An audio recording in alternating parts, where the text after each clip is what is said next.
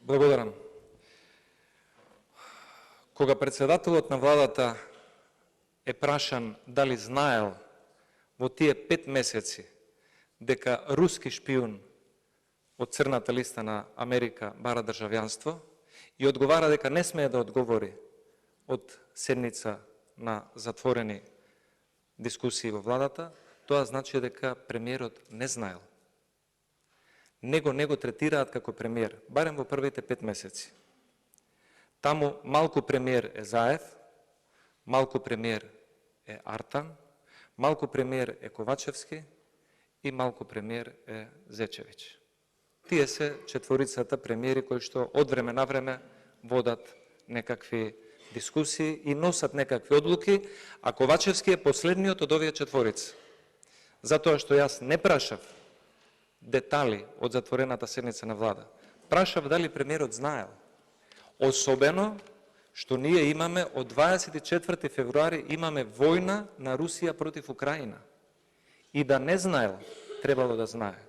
Особено што во тој период премиерот Ковачевски 2 пати се сретнува со директорот на АНБ, каде што еднаш му реферира за состојбите во АНБ, а втор пат како кандидат за амбасадор има разговори со председателот на владата, што е задолжение на секој кандидат за амбасадор.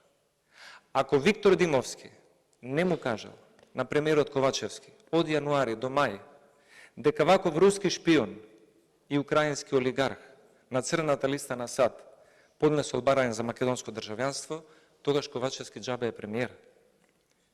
Овде не се работи за студент од Португалија кој што игра фудбал и се оженил во Македонија. Па некој мора или не мора да знае. Овде се работи за еден од најблиските разузнавачи на Путин. Еве ќе ви ја покажам, ова е отворен податок.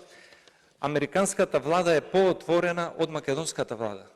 На американската влада имате од јануари 21 година 7 лица, само 7 лица од цел свет, кои што се ставени на црната листа заради прекршување на американските закони и заради занимавање со разузнавање.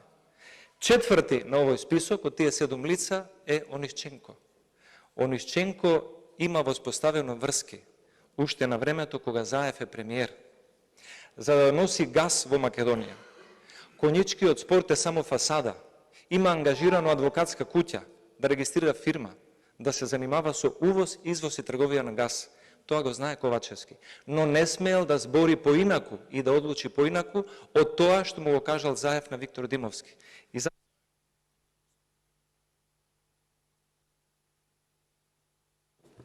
Одговор на второто прашање ќе даде министерот за образование и наука. Повелете.